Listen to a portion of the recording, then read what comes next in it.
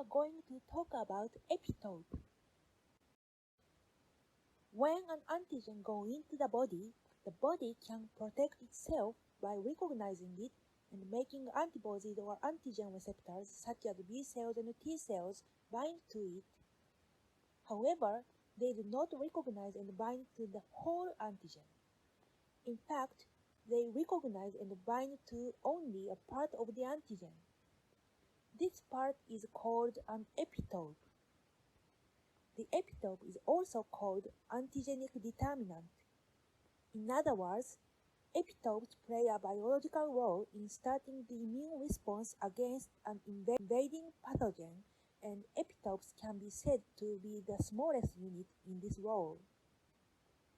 Generally, one antigen has multiple epitopes. The part of the antibody that binds to the epitope is called paratope.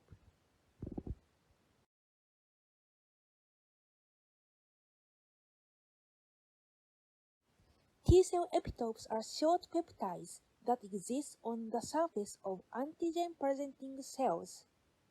They bind to MHC molecules and bind to TCRs, which is on the cell membrane of T cells.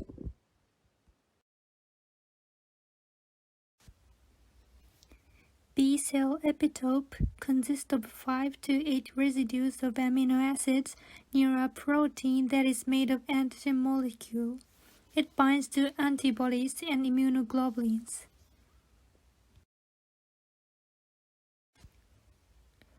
There are two kinds of epitopes: linear epitopes, continuous epitopes, and conformational epitopes, discontinuous epitopes.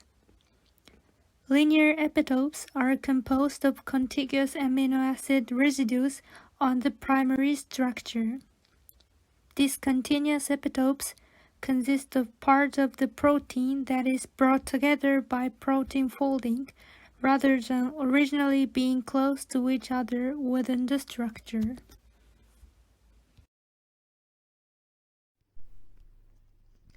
Epitopes are not recognized by B cells or antibodies when the three-dimensional structure of the protein is destroyed by heating, because epitopes depend on three-dimensional structure.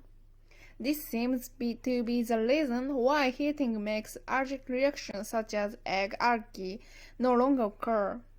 On the other hand, linear epitopes are stable against heating and other means of denaturation.